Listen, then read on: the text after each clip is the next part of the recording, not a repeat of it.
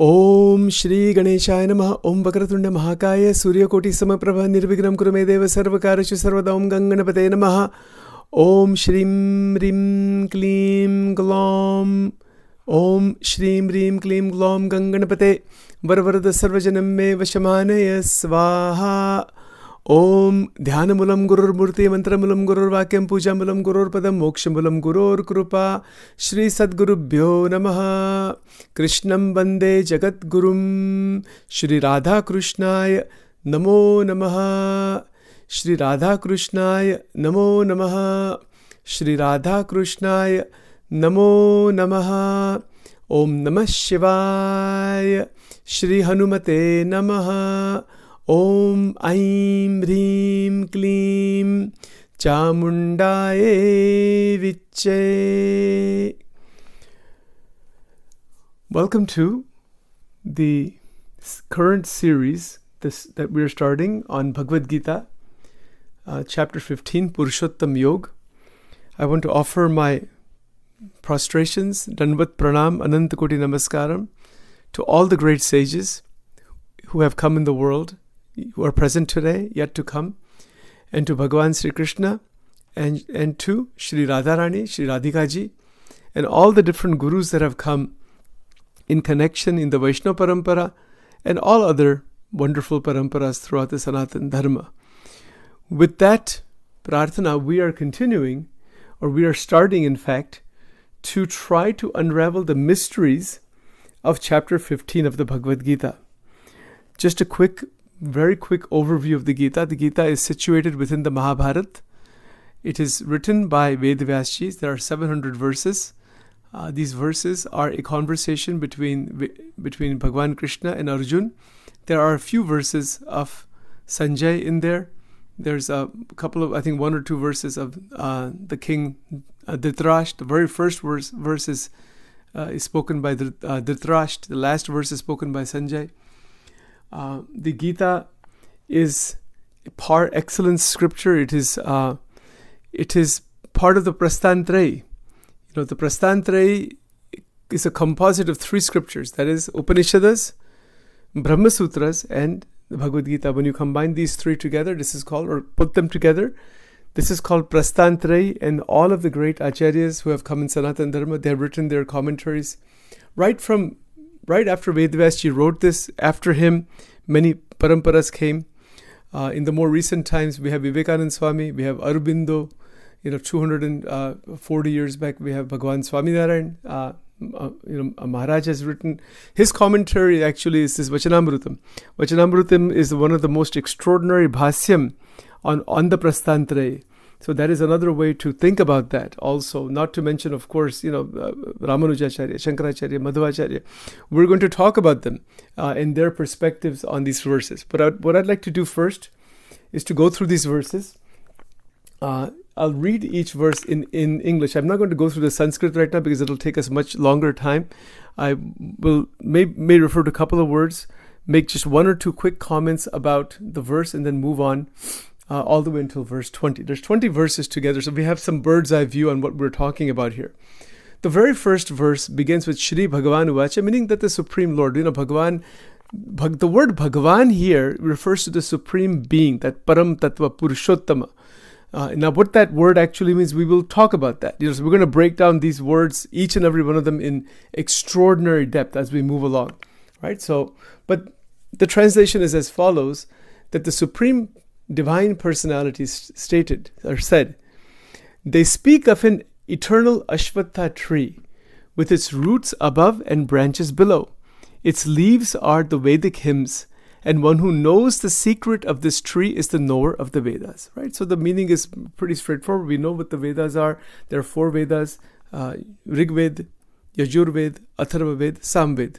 Vedavyasji wrote the Vedas. He wrote them, meaning they were available before him, but he systematized them, categorized them, classified them, and then wrote them down. Actually, they were just only remembered before him. So Bhagavan Krishna, when he is speaking this, and Vedavyasji is in fact writing this, through his Divya Drishti, divine vision, he's seeing this conversation. Vedavyasji is of course aware of the Vedas because he's the one who wrote them, so he knows what they are. what Bhagavan Krishna is stating here is very quickly, and I don't want to go too much into this right now because we're going to talk about this in more detail later today, he's talking about this metaphor of a tree, an upside down tree, and specifically he's referring to these Vedic hymns, which people were doing for years and years, the hundreds and hundreds, thousands of years. And those Vedic hymns are the leaves, but they originate from some source. So, for example, we have Purusha Sukta, Shri Sukta, Rig Ved has 10,500 mantras. These are all Veda mantras. They all originate from an eternal source. And that's what this entire chapter is about, is to keep attention on that source with a capital S, that unchanging, unending reality, that supreme tattva, param purusha, purana purusha. And that is the origin point of everything. So we will talk more about this tree later today. We're going to be focusing today specifically on 15.1. And by the way, when I use these numbers, 15.1, 15.5, that refers to the chapter number first, the verse number second, 2.2, 2.3. These are all just references for the Gita. All right, chapter 15, verse number 2 is as follows. The branches of the tree extend upward and downward, nourished by the three gunas, with the objects of the senses as tender buds. Now, that's a very interesting point. Right, so the branches of the tree extend upward and downward. Let's try to create an image of that. It's an analogy. Nourished by the three gunas, we'll be talking about that later. Three gunas are very quickly what? Sattva gun, Rajogun, Tamogun. Or it's actually pronounced Sattva, Rajas, and Tamas. But I think in Gujarati, they use it this way, the Rajogun. Maybe in Hindi also. I'm not 100% sure on that one. All right, so the branches of the tree, this is a metaphor, remember, extend upward and downward. It's the branches that extend all around.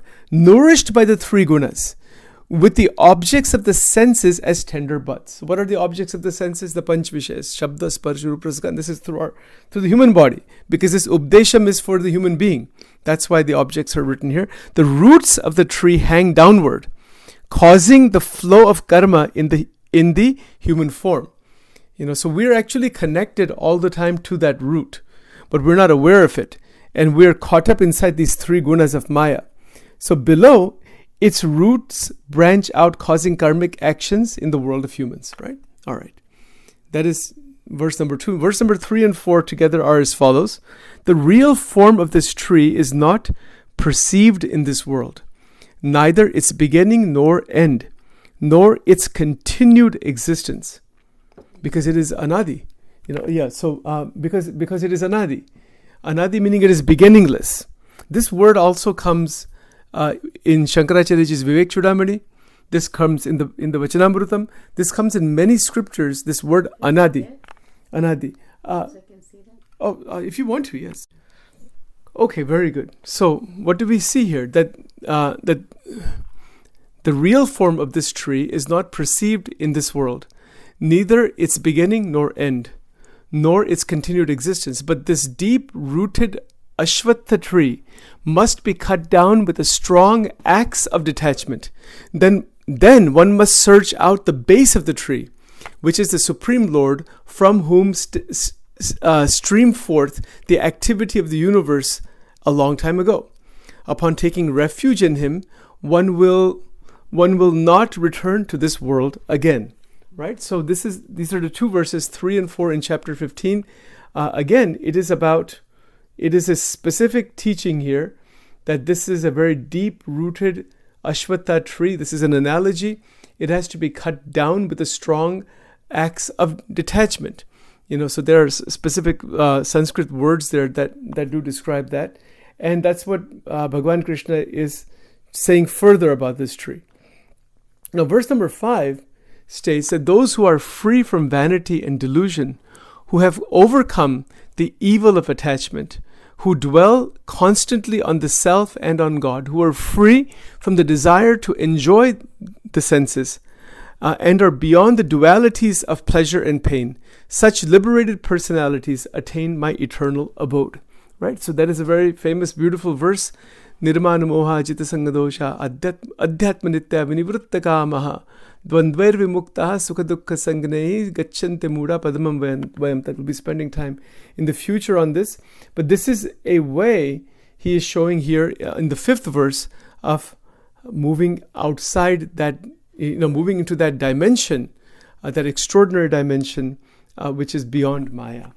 Right. So then that is the 5th verse. 6th verse says, Natad bhasete suryo. Neither the sun nor the moon nor fire can illuminate the supreme abode of mind. This is the word dham. This word will come again in many places inside the Gita. This word dham is right here. So natad bhasete suryo no shashanko no pavaka yad gatvana nivartante tad dham paramam mama. That param dham.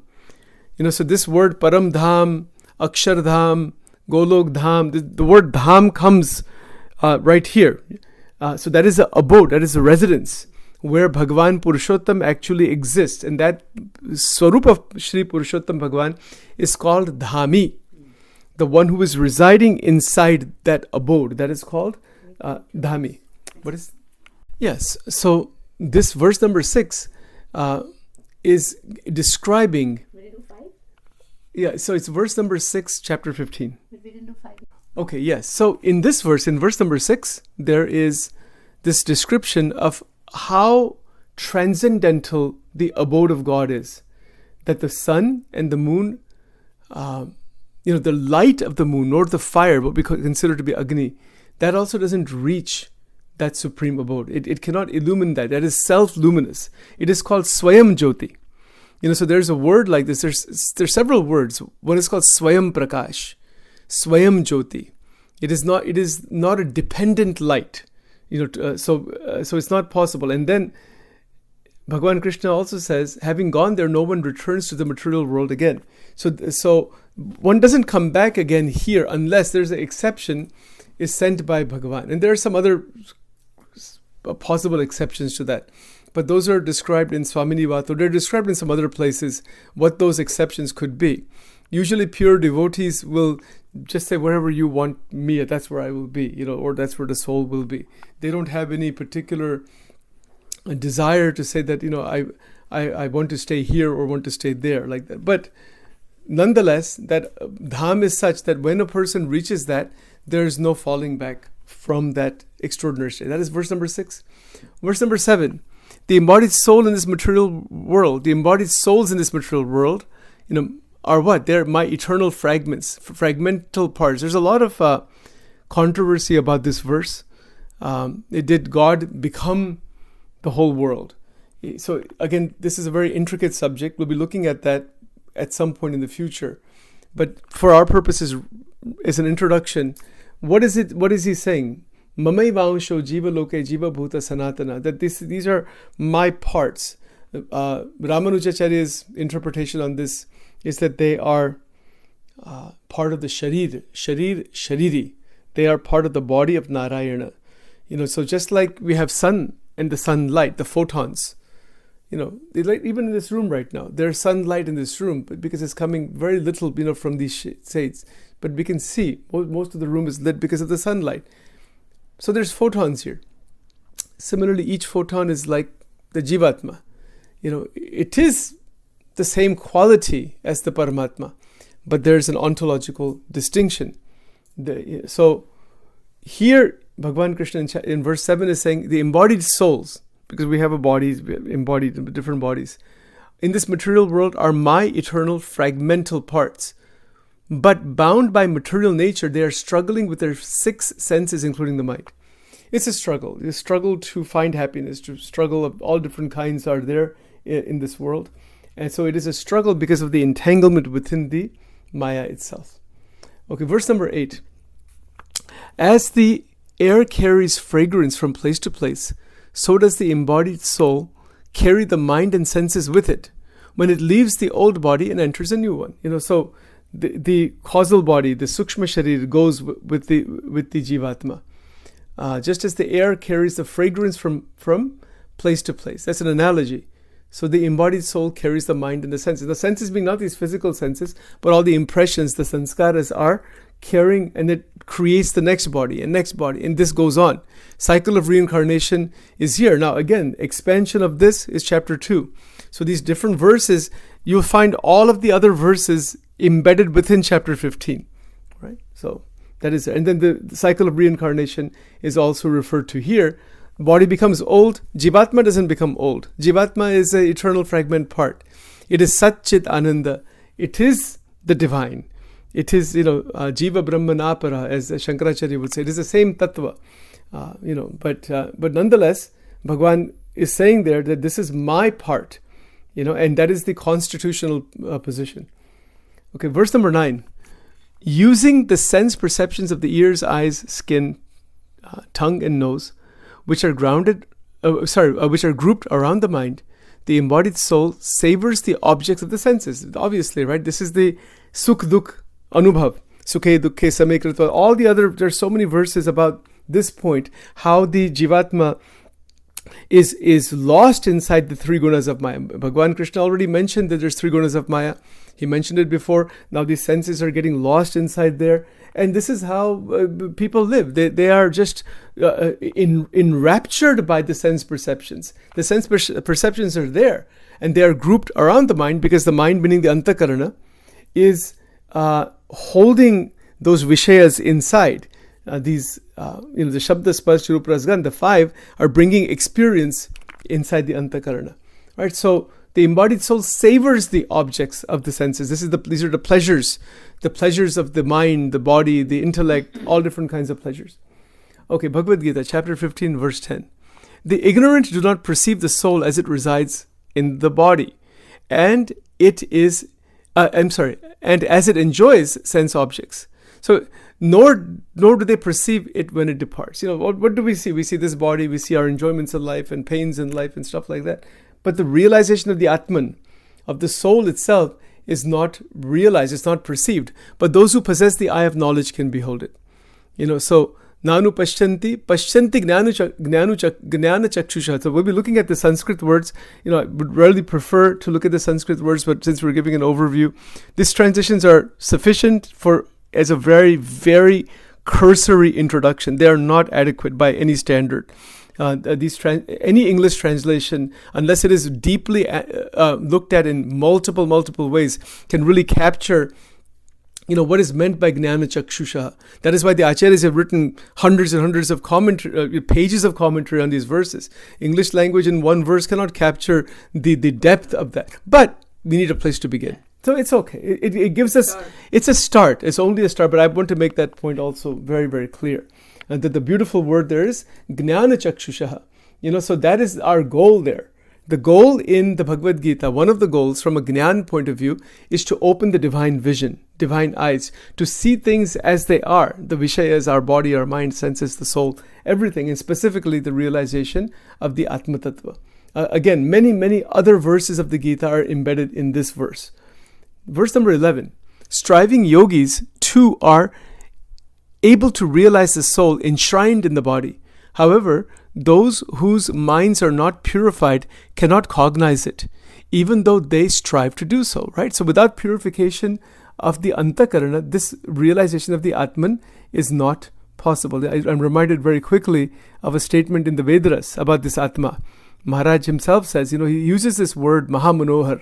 It is a extraordinarily beautiful swarup, swaswarup. The Atma Tattva, Chaitanya, who we are, is extraordinarily beautiful. Mahamanohar. Manohar means that our mind is enraptured by that. If one gets a glimpse of the Atman, it is so fantastic, so beautiful.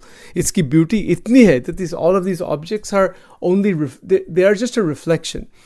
Now, that is a matter of realization. That's why in this verse, Sri Krishna is saying in verse 11, the striving yogis are too able to realize the soul. Yes, if the sadhanas are done properly, the yoga is established properly, yes, they can. But there's a criteria, purification.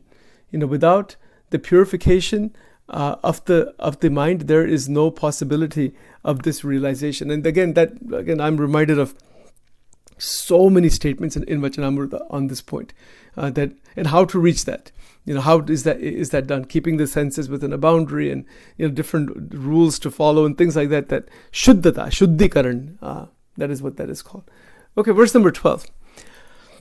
This is okay. Yes. So here he's talking about his radiance. Know that I am like the brilliance of the sun that illuminates the entire solar system. The radiance of the moon and the brightness of the fire also come from me. All radiance comes from the supreme reality, the supreme Lord.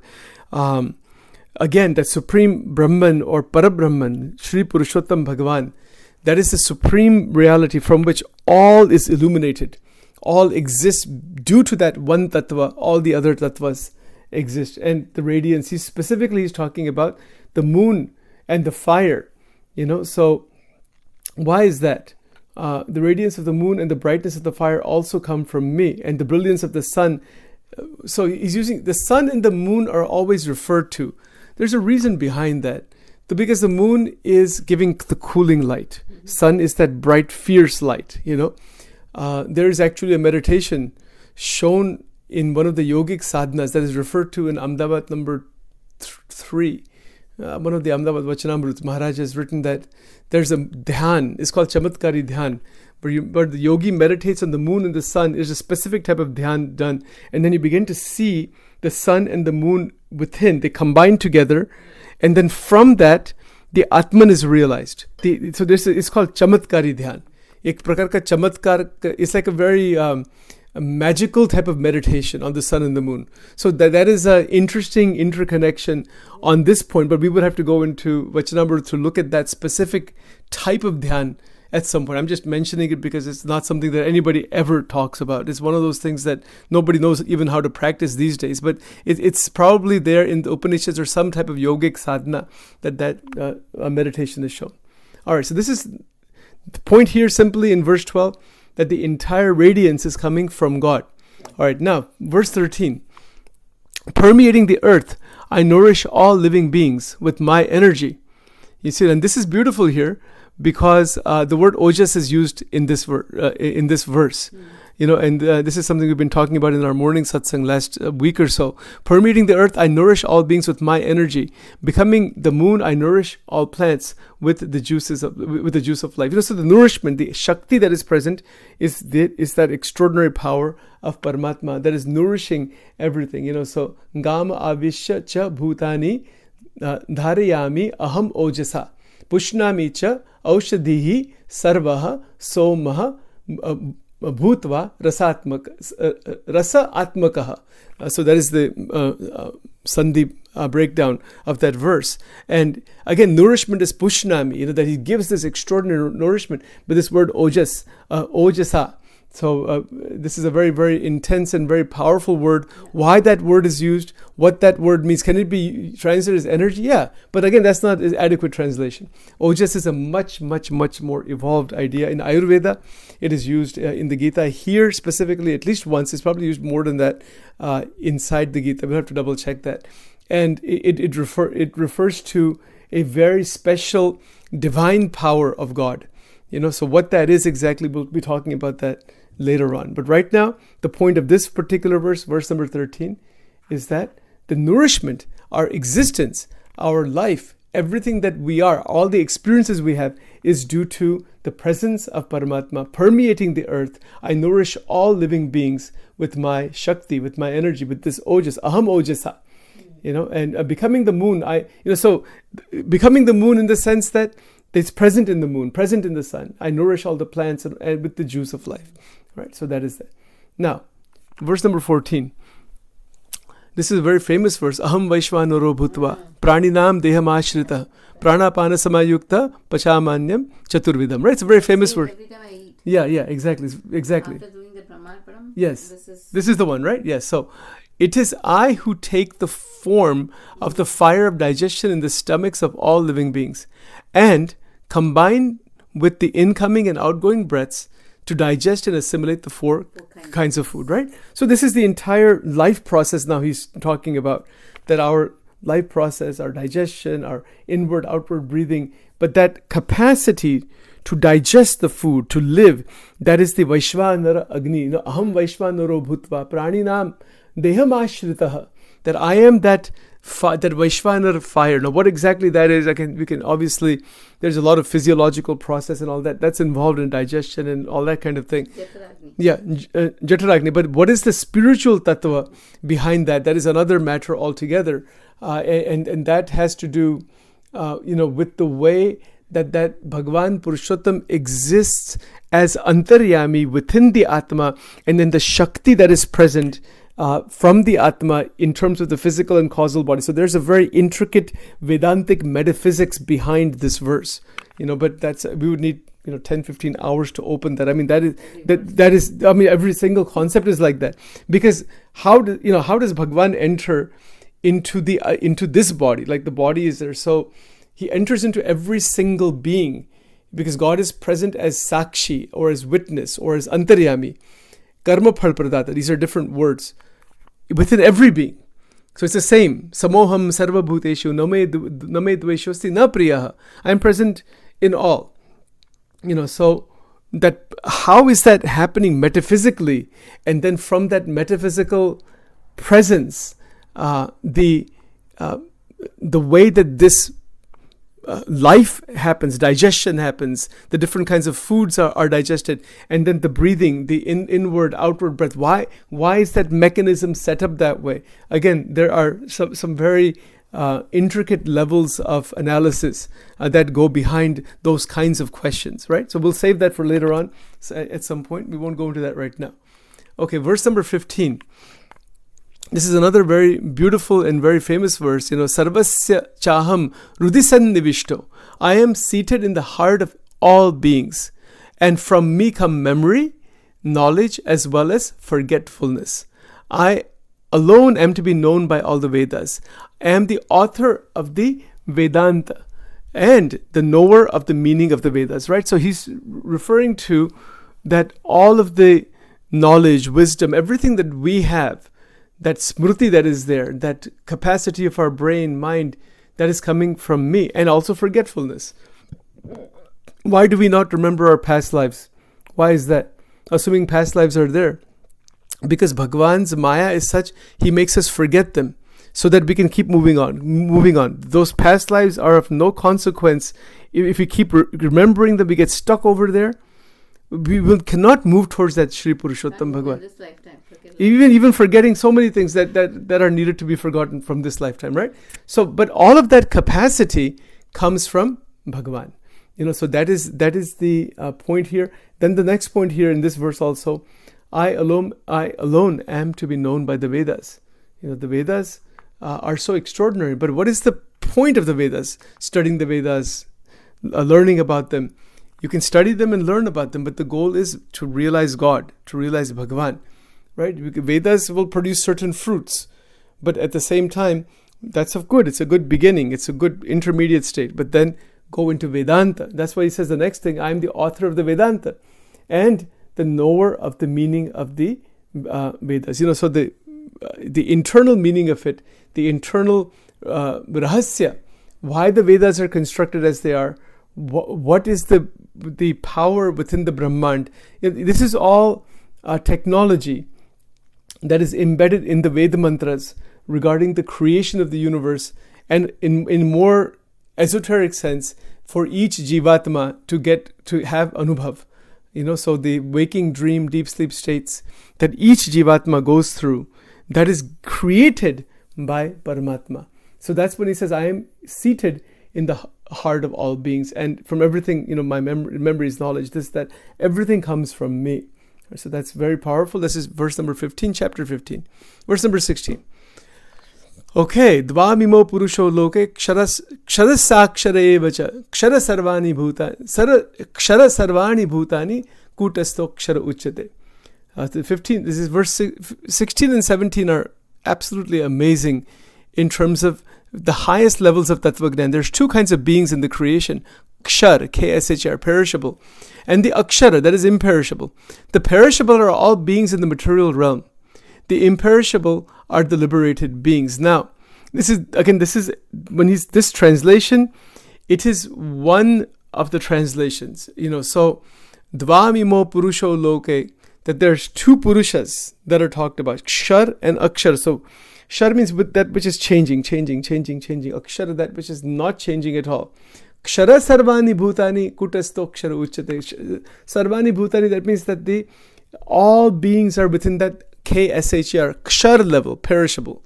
The bodies are perishable. But there's Akshara, that which is Akshara, that which is imperishable. So that's the word Kutastha. Kutastha means liberated. That Akshara Brahma is beyond Maya, is liberated. So Kutastha Akshara Uchate. Uchate means it is said to be liberated. It is beyond the influence of Maya. A lot of interpretation. This is a very, very profound subject in this one and the next verse. And this is very interesting. Uttama Purushastvanya. Besides both of them, Shar and Akshar, there is the Tattva beyond that. So besides these, there is the Supreme Divine Personality, who is the indestructible Supreme Soul. He enters the three worlds as the unchanging controller and supports all beings. Right? So Uttama Purushastvanya. Uttama Purushas tu Anyaha.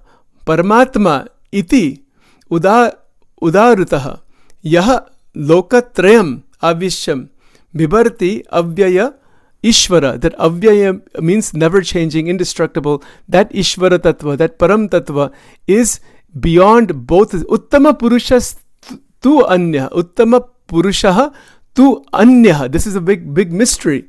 Shankaracharya ji interprets this, that he doesn't differentiate between Akshara Brahma and Parabrahma. You see, so his commentary on this verse he's put, his commentary on this verse, he's put it because he wants to establish Advaita. He doesn't want this verse to be the way it is, in fact. He wants it to be the way he wants it to be. This is not Advaita Vedanta. This is more Vishishta Advaita Vedanta. But he interprets Akshara Brahma as Mahamaya. This is how Shankara, so he interprets it that way. But, somebody can accuse Shankaracharya ji of text torturing. This is called text torturing. That you've taken your own idea and embedded it within the text to flip it around and interpreted it in a wrong way. That's not what the text is saying. But it's controversial. Now, we cannot say that, I don't have the courage to say something like that about Shankaracharya ji. We shouldn't be saying that about anybody, really. But people do that. Particularly modern commentators, they have done text torturing. The purpose behind it is that this is a very tricky subject. Many commentaries are written on this.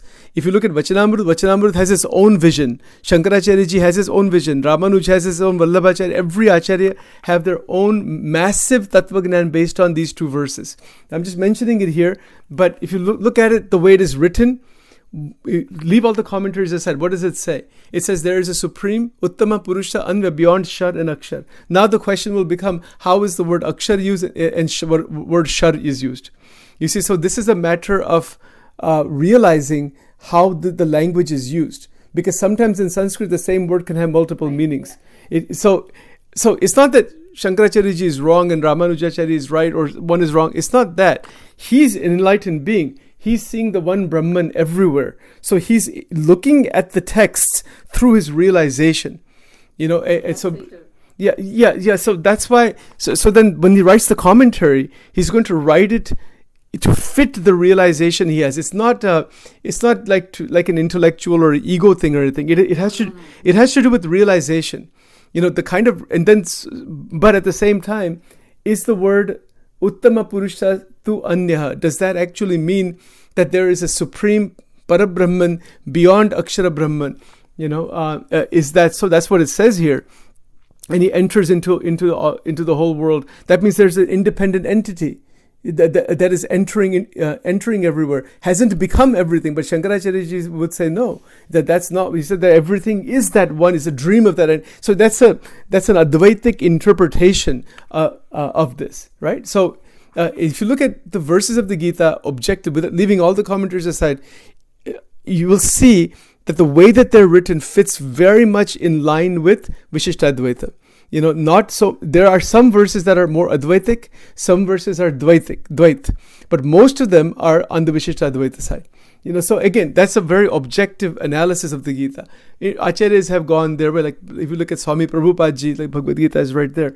His entire commentary, he's put everything in terms of Bhakti Yoga. Shankaracharya just put everything in terms of Gnana Yoga. Ramanujacharya has interpreted in terms of the Vishishtadvaita. So these interpretations came from these two verses particularly. And that's why I'm mentioning it, taking some extra time here to get this on record, because people don't know why these so many paramparas came. Where did they come from? They come from chapter 15. They come from these verse 16 and 17 is where massive debates, we're talking about thousands of years of debates, have occurred literally on every single word of verse number 17. Now look at verse 18. Now this is another one. This is another one also on the same line. Yasma charamati itoham akshiradapi chauttamaha atosmi loke vedecha pratitaha purushottamaha. Now the word purushottam is used first time in this chapter in verse number 18, almost towards the end. Now this is very interesting. Why this word is used? Why not simply use the word akshara? Again, it has to do with realization of the sages, and because the Gita is written in brief. We're only talking about 20 verses here. He used the word Ishvara before, that Ishvara is Avyaya and beyond Shar and Akshar. Here now he's using the word Purushottam. He's saying that I transcend the perishable world of matter and even to the imperishable soul. But see this translation? Is the word Akshara referring to the soul, or is it referring to the abode? You see, so these translations are very controversial. But anyway, let's go into this. I am transcendental to the perishable world of matter and even to the imperishable soul. Hence, I am celebrated both in the Vedas and the Smriti as a supreme personality as a supreme divine personality. Whoever has written this translation, the translation is also an interpretation of the verse. It is not possible to translate without some level of interpretation. What Sachin's humble objective here is to get rid of that division, if possible, in the further analysis, and you'll see where I'm headed with this later on, is to try to really show the words and verses from multiple perspectives so that no one interpretation is predominant over another. Then that is the objective way to do it in a very logical, objective and unbiased manner. See, even an interpretation like this, when he says imperishable soul, where's that word imperishable soul in that verse? Is the word soul even there? See, look at this. Yasmat sharam atitaha aham aksharat api cha uttamaha ataha asmi loka vede cha pratita purush. Where's the word soul in that? It's not there even, you see. But you see that they put the word soul inside there because that's an interpretation. So yasmat sharam atitaha ham. Atit means that beyond. I am beyond shar, everything that is perishable in the universe. Fine. So who am I? And then he says aham. He says aksharat api cha uttamaha. You see, beyond akshara, I am uttama. Uttama means I am even beyond that akshara. So now the word purushottama is used here. You see, so the word, it says purusha uttama. See, pratitaha purushottamaha. So the word soul is not used anywhere in here. But this translation, they have interpreted this way. And again, this word divine personality, that is also an interpretation. So none of those words are actually in the original verse itself. You see, so this is what people have done with the Gita. They have taken whatever they want and they have put it inside the translation rather than what that actual verse is saying, because they're putting it that way because that's what they want people to believe. But is that what that really means? You see, and it's a matter of interpretation. Now, so the actual padached that is shown there is correct. Purusha Uttama as the supreme, the padached is correct, but again the translation, Purusha Uttama would mean, what does that actually mean? That there would have to be many Purushas, and out of them there would have to be Uttama means the topmost, isn't that? That's what that would directly mean. Now let's look at verse number 19. The verse is like this. So those who know me without doubt as the supreme divine personality truly have complete knowledge. Oh Arjun, they worship me with their whole being. Now this is again an interpretation, right? So again, what is the actual verse and what is he saying? You understand who I am. I say, Yaha mam eva, that without a doubt, without any doubt, janati, purusha uttama. You know me as the Uttama Purusha. Now, Uttama Purusha, you understand that I am that supreme ultimate tattva. Now, Shankaracharya ji would say that this is the ultimate supreme Brahman. He will not distinguish between this Uttama Purusha and Nirakara Brahman. He will say that they're the same. In fact, that is what he has stated. But in this verse, there's a clear distinction here that there's a Uttama Purusha.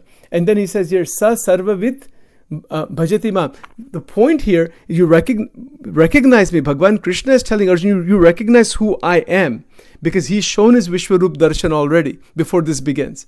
So you recognize who I am, and then Sarva Bhavena Bharata. So Bhajati Mam Sarva Bhavena Bharata, that you worship me. So this is the climax of chapter 15, that to recognize the Shri Purushottam Tattva. That's why it is called Purushottam Yoga. Recognize who is that Tattva, what is that Tattva. And then with that, Sarva Bhavena Bharata. Sarva Bhavena Bharata. Bharata means Arjun here. With all of your bhav, all of your energy, you connect with me. That's that Akhanda Vritti idea in Garada Pratham 1, obviously, right? So this is verse number 19. But again, very interesting. Now, verse number 20. Arjun, this is the last verse. Iti guhyatamam shastram. This is a very secret knowledge. I have shared this most confidential secret principle of the Vedic scriptures with you, O sinless Arjun. By understanding this, a person becomes enlightened and fulfills all that is to be accomplished. So when you recognize this, realize this, iti guhyatamam shastram, idam uktam maya anagha. Anagha means sinless. Etat buddhyat, understand through your intelligence. Buddhimam, try to awaken your intelligence in this truth. Buddhiman syat, that one who is buddhi is fixed in this, one becomes krutakrutta. Krutakrutaha cha bharata. So the krutakrutasya bharata. Krutakrutta means that one who is completely fulfilled from inside, that the fulfillment of the heart, it absolutely happens. It is realization. Now again, the word krutakrutya simply means, like deep, complete fulfillment. But you can then write a commentary and interpretation on that, right? This is verse number 20. And this is what the 20 verses are about. So in essence, just a summary of these 20 verses. What is the essence? It is called Purushottama Yoga, Purushottama Prapti Yoga sometimes. The goal here is to keep attention on the Parabrahman, to realize that Supreme Paramatma.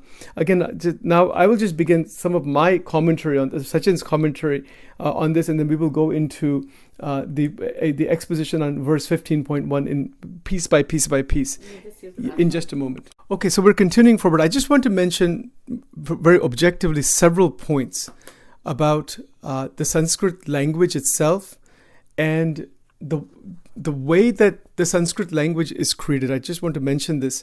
First of all, as far as the Gita is concerned, it is considered again to be Samadhi Bhasha.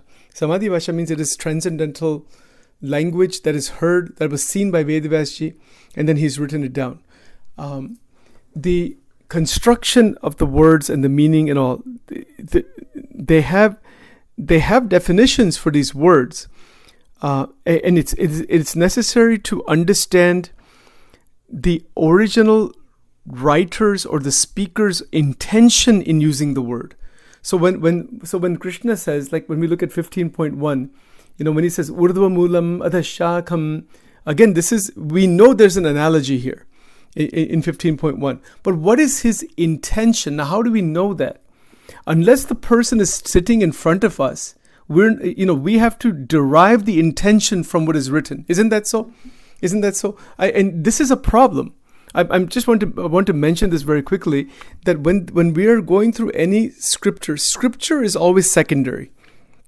It is secondary. Secondary in what sense? Whoever spoke it, at whatever time they spoke it, wrote it, they had something in their mind. They had something that they're trying to express, some truth or idea or whatever, they're trying to express it. When we look at this, what is written here, we understand it based on our perspectives, our understanding of the language, etc. And this is where the trouble begins. There's a divide between the two. And there's also the lens of tradition. So after Vedvyasji wrote this in the Mahabharata, Then there's the lens of tradition. So many people have written commentaries, perspectives, pravachan in multiple languages in the Sanatan Dharma, Marathi language, Gujarati language, Punjabi language, Tamil language, this Bengali language. People have made songs out of this, and they have made dances out of it. They have done all kinds of things, right? The question from a religious studies point of view would be, what is the intention? What is the person trying to express as it is? And what is it that we are understanding? And in most cases, there is a division between the two. Now, this is where this gets interesting.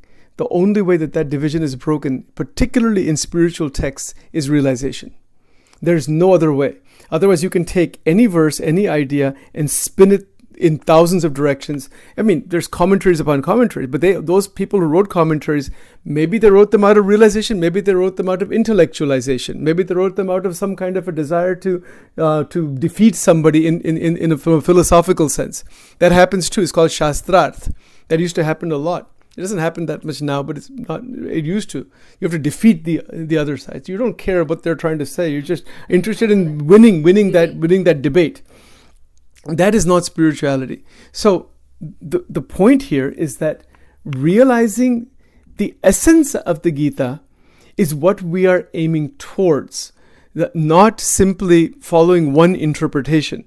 There are many interpretations. There are many ways that chapter 15 is talked about, since the time it was written. But there is a very beautiful one now because of the GPT-5 and other references and all that. We have a way to try to understand this that is quite extraordinary. That was not available before. So that is what we're going to try to do, to objectively, clearly, meaningfully, and at the same time, with all humility, Sachin will try to express as humbly as much as possible a certain perspective, which is, there's no way to not have a perspective. Everybody's going to have a perspective, right? So that's just the way it is. So having said that, Shri Krishnaya Namaha, Shri Radhaya Namaha, we're going to start looking at 15.1. So the words are as follows. This is called Padacheda.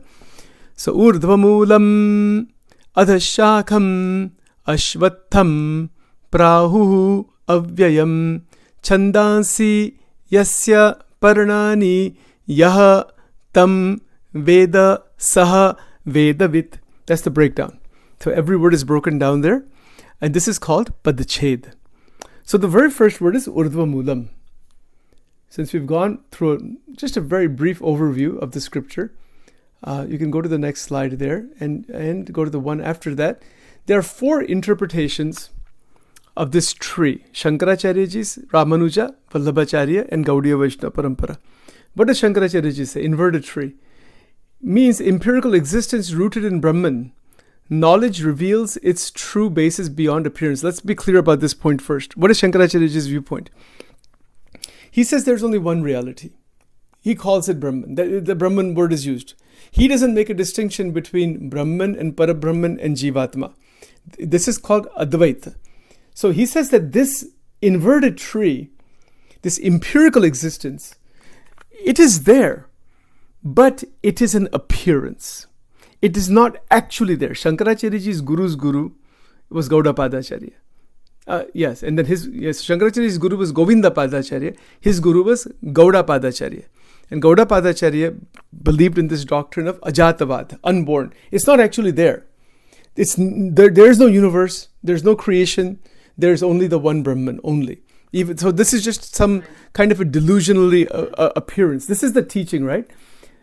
So the empirical existence is rooted in Brahman, and Gnan, the word knowledge is used on this slide, but it doesn't mean intellectual knowledge. It means the right vision. Remove the errors, right vision. And that entire publication we have on Advaita Vedanta is all about this point. It's an 800-page volume that explains this point in detail. It's very profound about the doctrine of superimposition and how it's derived. Again, it's derived from Prastantraya, but it's a highly developed interpretive establishment of Advaita Vedanta, right? Okay, so that's Shankaracharya. Ramanujacharya kya kehte? He says, cosmic tree is the Lord's body. Vedas nourish devotion, and real knowledge ends in prapati, meaning to surrender. How are we saying that?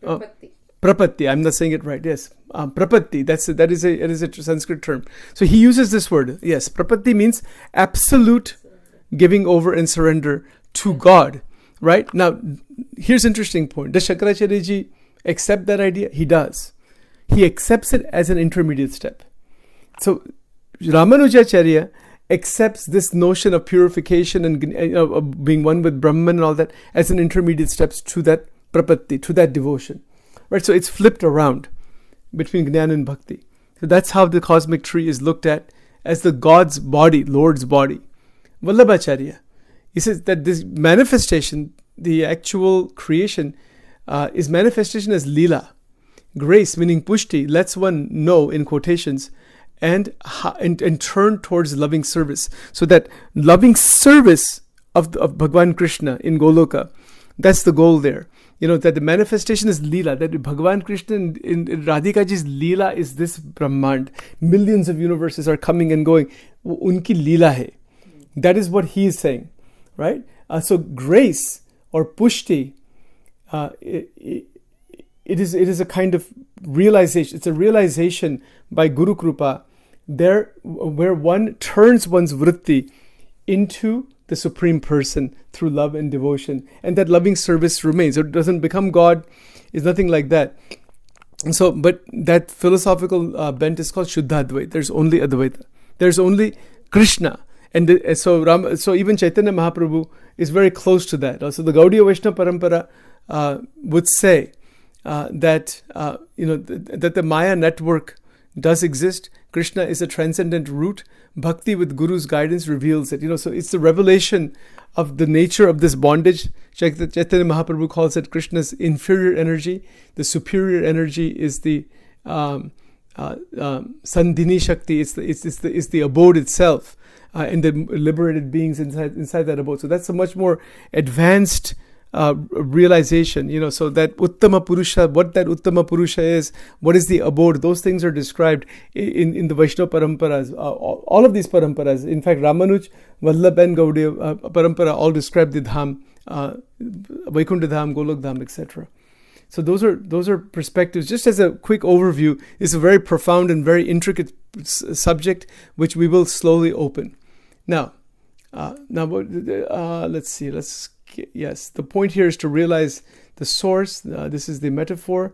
Okay, now we're going to start with the first word here, Urdhva Moolam. This is some of the commentary and analysis. Urdhva Moolam. What does it mean? You can skip ahead to the next one more. Yep, there you go. So this compound inaugurates the verse's governing image, an inverted Ashvatha. Ashwatha is what? A sacred fig tree, a metaphor for the world process. First of all, this is the first point to understand. This is a metaphor.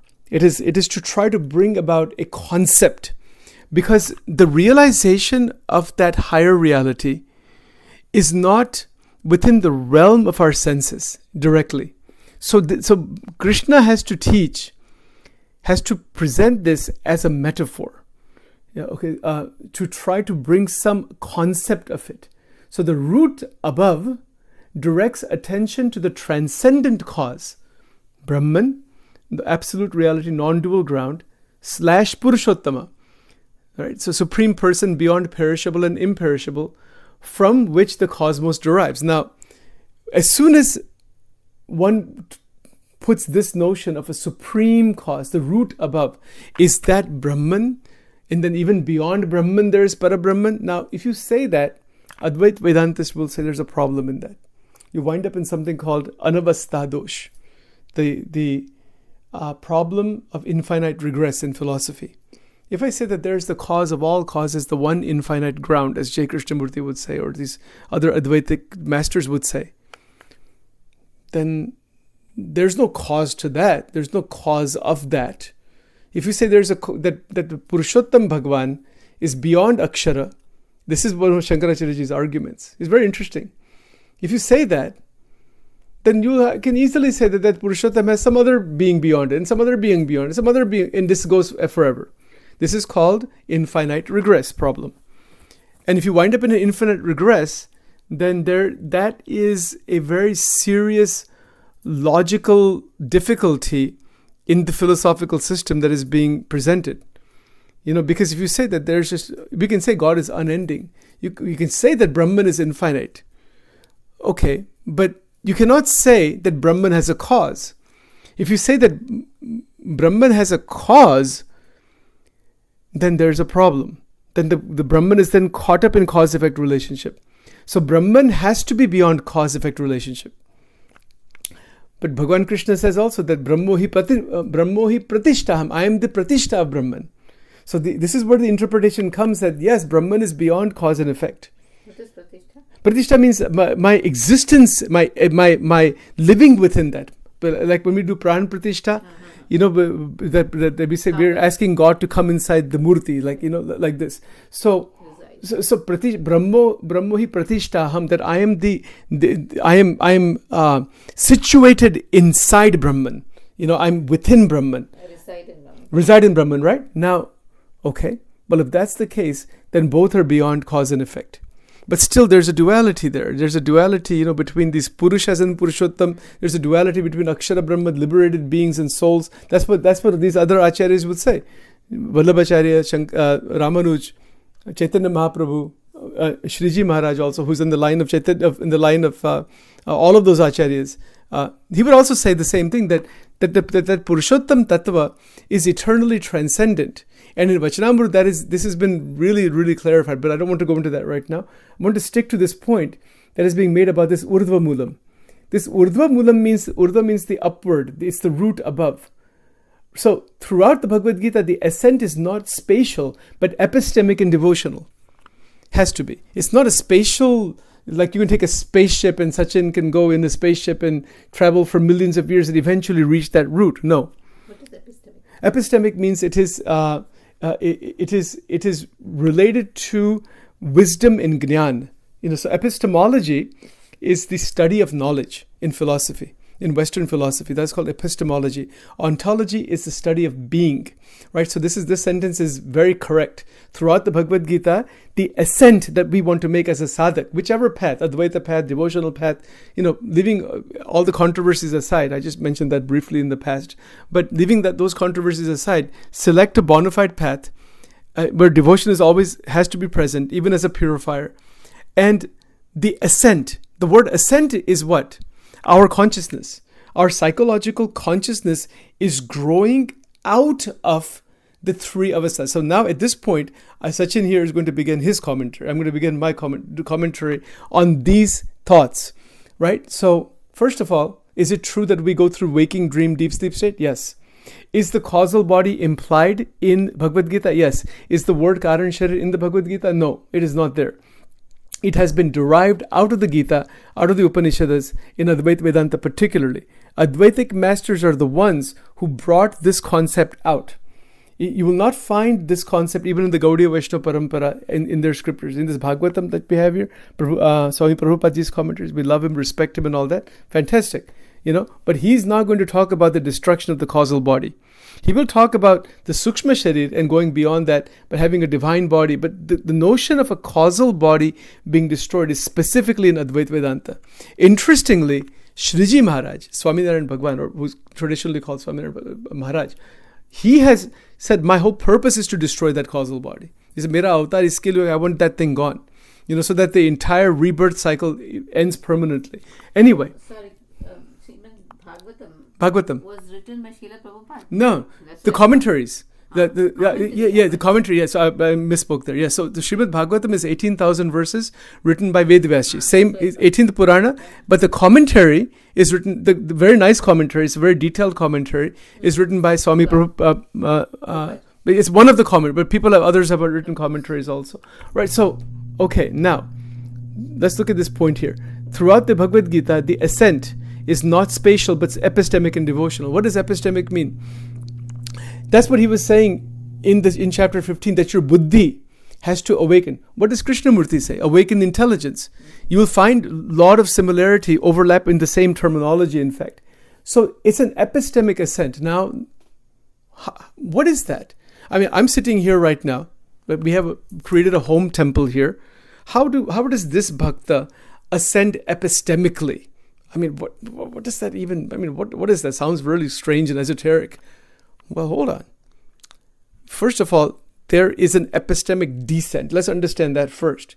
Descending downward where ojas, the ojas that he talked about, is being torn apart, broken apart by anger, greed, negativity, all the standard negative stuff and all that, the entanglements in the lower level of reality, the inferior energy, as Chaitanya Mahaprabhu would say. That is an epistemic descent. It is not an epistemic ascent. If my mind is going to ascend towards Purushottama Bhagavan, towards that Brahman, call it Purushottama, call it Golok, you can call it anything you want. You know, there's no point in debating those things because that's not a matter of, it's a matter of realization. But as a concept, we can understand that there is that Urdhva Moolam. We're only looking at this one word. This is our goal here. That it's an epistemic ascent into realization through devotion. So it's epistemic and devotional ascent. Now, if you say, I want to ascend epistemically, Jnana Vriddhi, Jnani banna hai. Brahma Satyam Jagat, Bhakti nahi karni. I don't want to do any bhakti of anybody. You know, there are sannyasis like this even today. They don't want to have anything to do with dualistic worship at all, right? Okay, so they may be ascending in terms of Jnana, but they don't have any dualistic bhav towards God. They may have vairagya, they may have that supreme oneness, and then that's that. I mean, there's no criticism of that. I mean, that's that. There's also people who just are only on devotion, bhakti करनी है, कोई ज्ञान और वैराग्य इसमें deficiency है. That causes a problem in their life. They become flipped around into vasanas. It flips. Gunatitanand Swami, in the Swamini Vata right there, he's mentioned it beautifully. He's said it so fantastically. He's in Gujarati. He said, in bhakti swabhav vadhe. As you continue devotion, it's an emotions are getting more and more, heightened and purified and becoming, ecstatic, and all those things are happening. Watch out, because other vasanas that are hidden, they can also increase because you're activating all kinds of energy.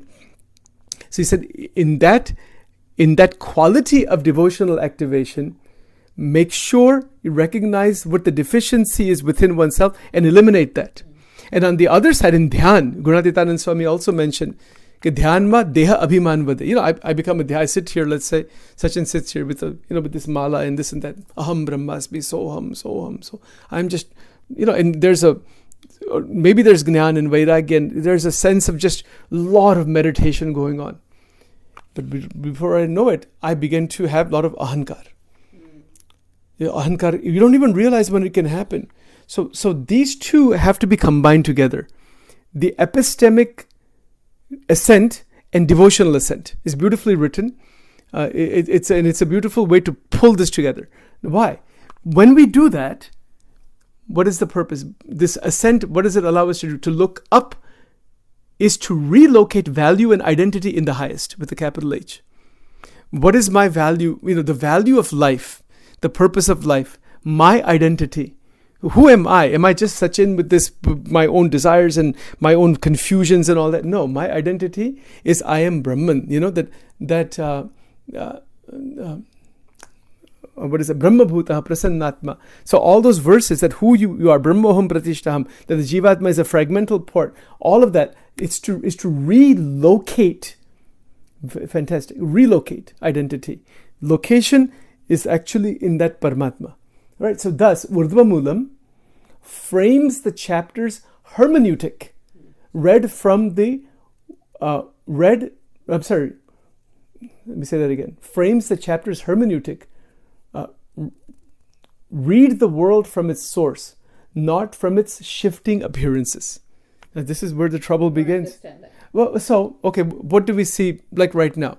Right now it's 3:24 p.m. 5 minutes from now, 10 minutes from now, there's constant change. The weather is changing. The temperature is changing. It was really hot last month, let's say. Now it's getting cooler. It'll be really cold in a couple of months. Everything is shifting. This is Shar, K-S-H-A-R, right? So now to perceive this world from the source, and not just from the shifting appearance. Now this is interesting. So we can say that, this everything that exists in the Jagrata Avastha, in the world outside, in this, but there is a source from which this is coming.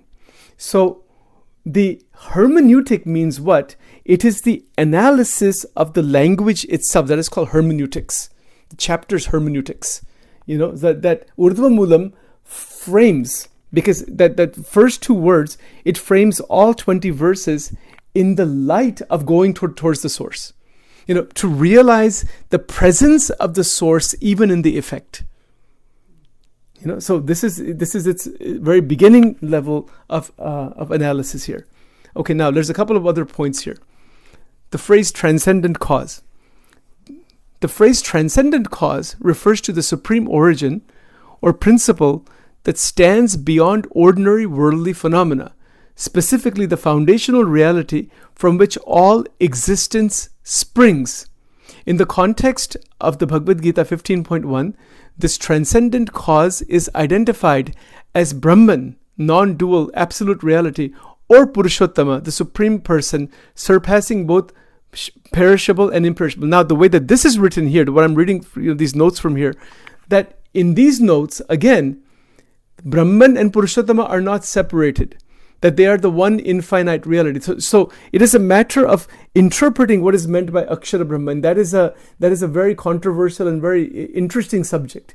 But you can see that even in this analysis, that the transcendent cause is identified as that supreme. For our purposes right now, we will just say Brahman and Parabrahman are beyond Maya and just leave it at that. Just because I don't want to go into that discussion. It's a very advanced subject which we will get to later on. The root above image directs our gaze not towards any material or empirical basis, but towards this ultimate unconditioned source, right? So that source is absolutely beyond. It is a transcendent cause. It is transcendent because it is not subject to change, decay, or limitation. It is the cause in which all that exists depends upon it, drawing sustenance and meaning from its inexhaustible presence. Thus, the tree's inverted root represents the cosmic process as rooted in the divine, urging the seeker to orient perception and understanding towards the highest, meaning God, meaning Parabrahman, not towards the fleeting and derivative manifestations below. I think that's very clear. So this is where the Jivatma is trapped in Maya. Its attention is there only in terms of the world manifest. Yeah, does it need to be there? Vyavaharika Satyam, again, Advaita, yes, it has to be there. Function in the world. It should go on without any problems. But the goal is still not to be stuck inside that fleeting and derivative manifestation. That is why Bhagavad Gita is called Brahma Vidya. Brahma Vidyayam Yoga Shastre Sri Krishna Arjuna Samvade, right? That is why it's called Brahma Vidya. All right. So ascent in the Bhagavad Gita, an epistemic and devotional journey to look up, is to relocate value and identity in the Supreme. It's a profound movement of consciousness. In the landscape of the Bhagavad Gita, ascent is not a journey measured by footfalls or counting counted in the climbing of celestial stairs. Rather, it is a subtle and profound movement of consciousness, a reorientation from the fleeting to the eternal, from the periphery of experience to its unchanging center. The Gita invites the seeker to turn the axis of inquiry and allegiance from the shifting forms that animate the world process to that which silently illumines all forms yet remains untouched by their ceaseless dance, right? So it is a reorientation. That reorientation is mantra sadhana. That reorientation is 9 forms of devotion. That reorientation is attachment towards the vigraha of Radha and Krishna. It is a reorientation of the mind with the conviction that Parabrahman exists. That conviction is so solid, then that connection begins, right? So this is how the world process still remains, but one is no longer getting stuck inside there, trapped inside there, shifted inside there, and then to eventually move towards that illumination. Now, to look up. To look up in this tradition is not to seek height or space, but depth in awareness. It is to recognize that true elevation lies in the clarification of vision and the purification of intent. So 2 points. The vision becomes clarified. So for example, I see a tree. If I see a tree as a mountain, a stone, I just hold a stone in my hand. But what am I seeing actually? This is part of the material process. Is my mind just seeing that object, or can I actually see through a clarified vision? That if the elevation inside is to see that with the eyes of bhakti, with the eyes of devotion. That is why we have Shaligram and Shivling, and why all these images. What is the purpose behind that? That is how they become holy. God is everywhere. That Brahman is everything. But now, when you say that this is God, that that Bhagavan is here, or seeing God in one person, another person. We talked about that before. To see that Parabrahman, that it is a holy vision. It is a divine vision. It is just a vision. And what is that vision? It is a clarified vision. And it is also the purification of intent. So that purification of intent makes the interaction non-conflictual. This is our sadhana. So this is where true elevation comes about. That is looking up.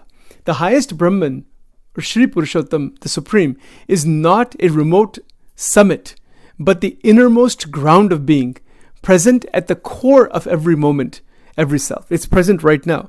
It's present in that thin edge of the presence, thin edge of the present. It's right here. But to move into that, open that, the steadiness, harmony, that we always talk about. But the intention has to be there. So it's present. It's not a peak like climbing a peak and you're eventually going to get there later on. It's not like that. It's present right now. So ascent then is a passage through the veil of ignorance, avidya, and misidentification, adhyas. These are both words in Advaita Vedanta. So a patient untangling of the self from the web of derivative identities woven by karma, memory, and desire. So those are key. My karma, the Sachin's karma, Jivatma is attached to karma, performs karma with attachments. I'm having a derived identity in my memory. This is Sachin, these are my memories, these are my desires. What are those three? Karma, memory, and desire are derivative identities. They are not actually who we are. We are this eternal fragment, that eternal soul. That is our actual spiritual identity, right? So that is what looking up means. Again, it's a matter of sadhana. We're just presenting the concepts here. Imperishable substratum. This is why the Gita's metaphors, whether of the inverted tree with roots above or the luminous sun shining equally on all, points not to a vertical distance, but to transformation of understanding.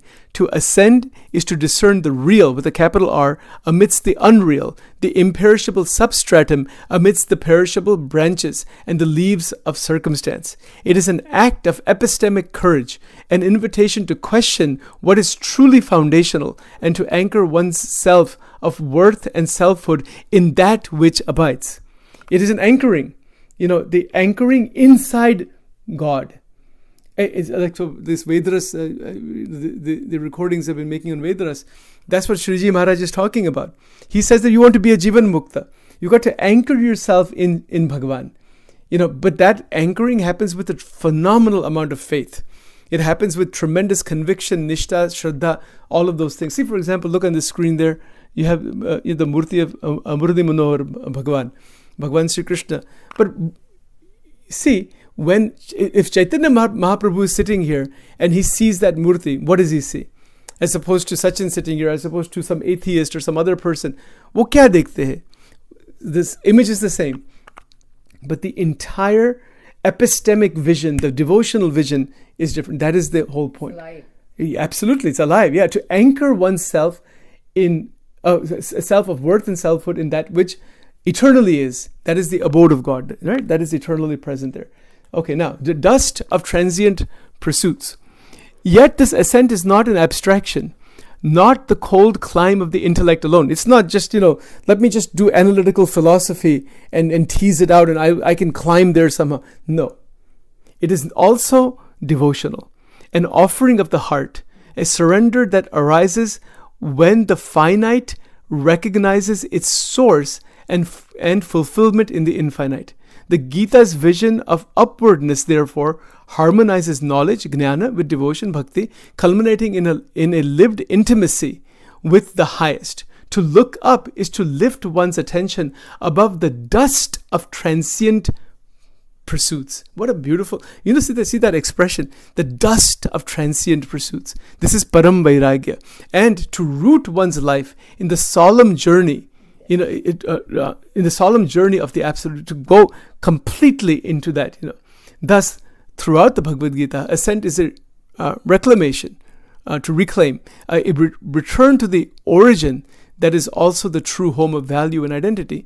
In every moment, the seeker is called to relocate their gaze, not into the far reaches of heaven, but into the luminous center where the highest dwells, anchoring all that is in unshakable peace.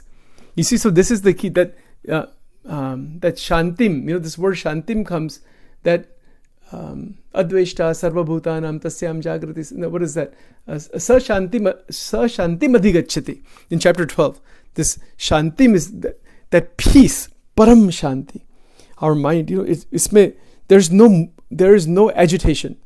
So one has to see, is there any agitation? I have to see. Observation, awareness, Bhagwan ki bhakti. It is a continuous seeing. Is my movement of the mind, is it going downward? Is it going upward? It has only one of two flows. At any given moment, it will either be drooping downward into the material world and its phenomena, or it will be directed upward. It cannot remain just like that. It will be in one or the other. Right? Okay, so this is the dust of transient pursuits. बहुत अद्भुत बात है. Very advanced, very, very high level of... Yeah. The second paragraph? Or the first one again? The whole thing again? Yeah. Okay. Yet, this ascent is not an abstraction, not the cold climb of the intellect alone. That's clear.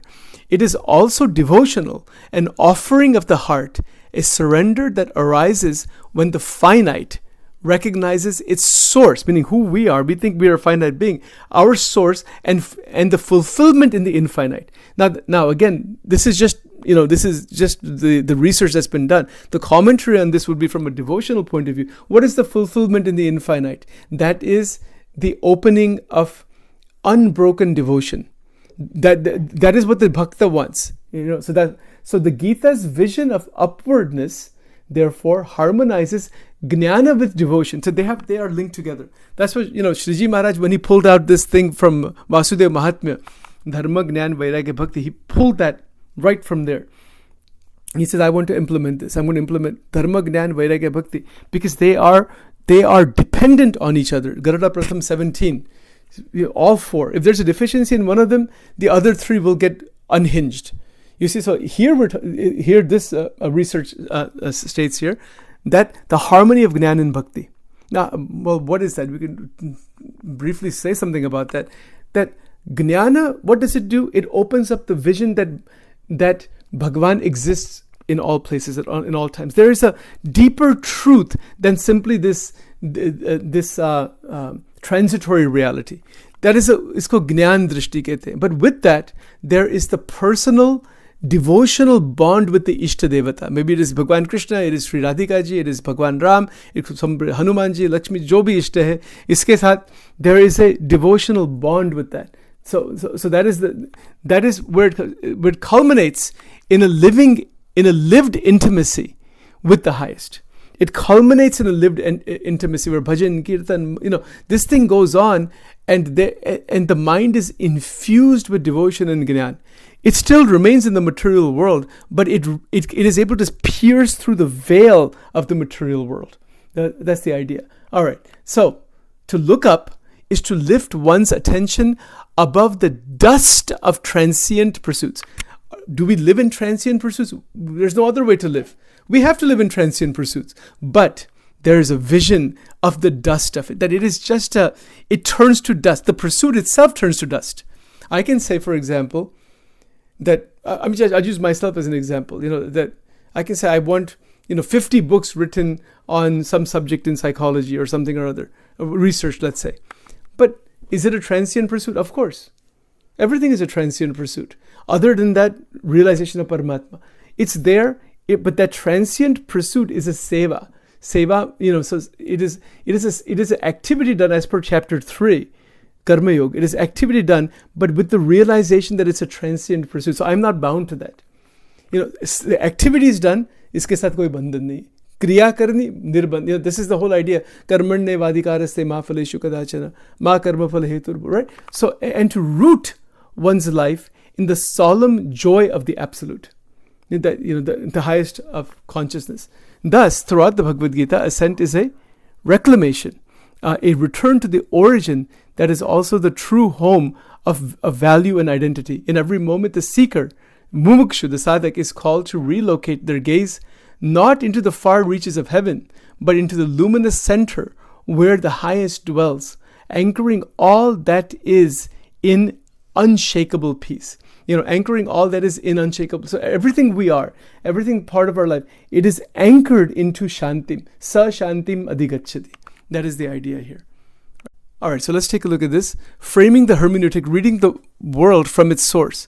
The significance of Urdhva Moolam in the Gita's vision, right? To say, thus, Urdhva Moolam frames the chapter's hermeneutic. Read the world from its source, not from its shifting appearances, is to unveil the heart of the Gita's metaphysical pedagogy, if I'm saying that word correctly. Pedagogy. That is the metaphysical way that teaching is happening. That's what that word means. The hermeneutic, meaning our way of reading, interpreting, and understanding, must be rooted not in the restless ebb and flow phenomena, but in the silent absolute ground from which all emerges. That is, but to do that, we have mantra. We have mantra, shastra, stotra. We have all of the adhyatmic sadhana to do just that. To root oneself. And not to be lost in the restless ebb and flow phenomena, but the silent absolute ground from which everything emerges. The image of the inverted tree, whose root is above and branches below, is more than a poetic flourish. It is a luminous signpost pointing to the seeker's gaze away from the transient and towards the eternal. It's beautiful. So it is the gaze, the vritti, the vision. It is reoriented towards God. So that is what it is saying there. That's a vertical movement of consciousness. In the Gita's landscape, the world is the world with its mirrored forms, its ceaselessly changing leaves and proliferating branches can bewilder the mind, entangling it in the play of surfaces, the theater of becoming. Right? This is that being versus becoming. Yet, the ancient teachings insist, do not make the mistake. Do not mistake the spectacle for the source. Do not anchor your wisdom in that which is perishable, dependent, or derivative. Instead, the true act of understanding is a vertical movement of consciousness to return again and again to the unchanging root from which all meaning, coherence, and sustenance arises. So that re-anchoring again and again, it is a sequential development, because that's what yoga is all about. So when the time comes to sit for dhyan, then dhyan is done. When time comes for bhajan kirtan is done. Then mantra is done. Other worldly activities are done as karma. One just shifts again and again and again. And this eventually produces a vertical movement without damage to energy. The world's manifold expressions. To read the world from its source, interesting, is to cultivate a vision that pierces through the veils of multiplicity, tracing every effect back to its cause, every shadow to the radiance that casts it. The seeker is asked to discriminate, to see the world's manifold expressions not as ultimate realities in themselves, but as reflections, echoes, and unfoldings of a singular presence. Once, so only thus does knowledge ripen into wisdom, and engagement with the world becomes an act of spiritual remembrance. See that last line there, that engaging in every single action It is seen in the higher light, in the higher consciousness. That is the world's benefit. So this hermeneutic is not merely philosophical, but existential. It transforms perception into devotion, inquiry into intimacy with the divine. The root above becomes the abiding reference point, where in action and contemplation, joy and sorrow, the wise continually reorient themselves to that which abides, undiminished and inexhaustible. The world is read as a sacred text. Every line and leaf is inscribed by the source, yet never exhausted by its appearances. Everything is sacred then. Everything is read in that higher light. In this way, the Gita gently inverts our habitual ways of knowing. It asks not, what do things look like, but from what and for what do they arise? It invites us to live as those who, amidst the shifting seasons of experience, draw their strength and serenity from the imperishable root, who, reading the world from its source, find their true home in the mystery that grounds and transcends all things. So that's the first word, urdhva moolam, and then the second word is adhashakam here. So I don't